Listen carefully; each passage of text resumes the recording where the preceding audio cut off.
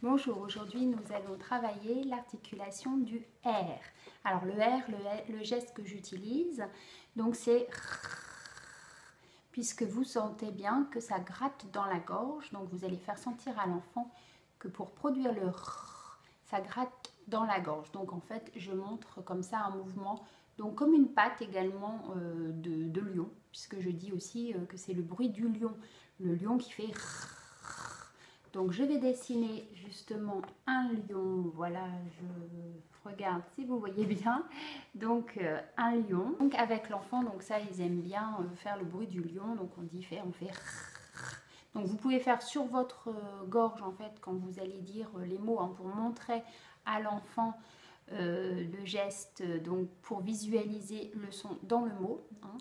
Mais par exemple, là pour faire les syllabes, on va faire le geste vers l'enfant pour faire comme si c'était un lion, donc puisque c'est plus rigolo pour l'enfant de faire comme ça. Donc on va commencer toujours de la même manière, c'est-à-dire on commence toujours par les voyelles en premier et le son, la consonne donc à la fin. Donc ça va faire, donc là je vous ai mis hein, donc voilà, les voyelles comme ça d'un côté et ensuite vous faites le bruit donc du lion avec l'enfant, donc ça va faire ah, vous pouvez faire comme ça vers l'enfant, ir, or, hein, vous pouvez aussi faire vers la gorge pour montrer que ça fait du bruit dans la gorge, r,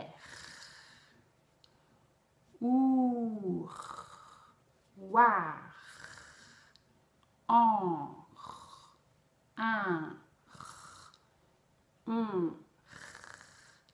Voilà, donc je pense qu'à force, vous allez être habitué aux voyelles et vous allez retrouver facilement les gestes puisque nous reprenons toujours les mêmes gestes et ce sera toujours le même principe, donc avec un geste nouveau pour la consonne.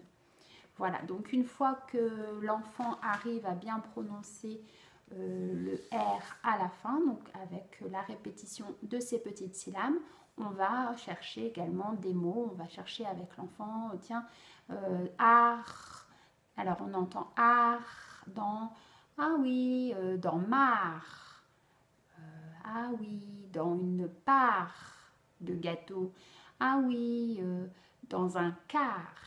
Voilà, donc il y a plein de mots où il y a des r à la fin. Souvent les enfants justement les enlèvent, hein, donc souvent les petits enfants de 4 ans, 5 ans, ils ont tendance à ne pas prononcer le R, donc c'est pour ça que c'est important de lui faire le geste à la fin du mot, hein, surtout pour qu'il repère bien qu'il y a un son à la fin, parce qu'il ne l'entend peut-être pas, et comme nous adultes nous parlons très vite, les enfants n'ont pas toujours le temps de bien discriminer les sons de la chaîne parlée. Donc moi je vous incite en tant que parent peut-être de ralentir votre débit à la maison, de prendre le temps de poser votre voix, de parler de façon posée.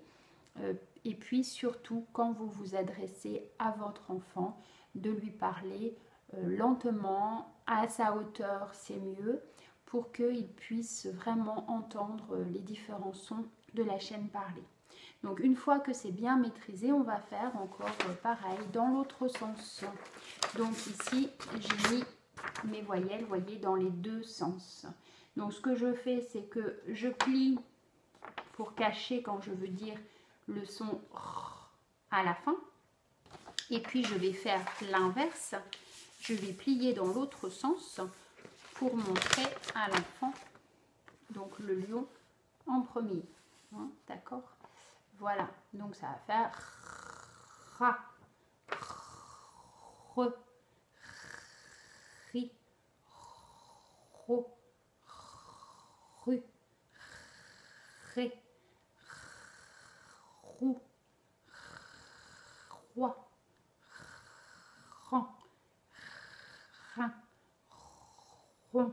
C'est important, vous voyez, à chaque fois de bien prolonger le son dans la phase d'apprentissage. Après, bien sûr, on va insister de moins en moins sur le son quand il sera maîtrisé. Donc, de la même manière, une fois qu'on a terminé de bien répéter ces syllabes et que c'est bien acquis, on va chercher des mots donc avec ces syllabes. Donc, on va faire par exemple Ra, ah oui, comme dans radis, râteau. Et donc, on fait répéter à l'enfant. Et donc, dans une prochaine vidéo, je vais vous montrer, donc, comme vous avez trouvé donc, des mots avec ces sons-là, on va les mettre dans un petit jeu de loi pour pouvoir jouer avec l'enfant et que ce soit plus ludique.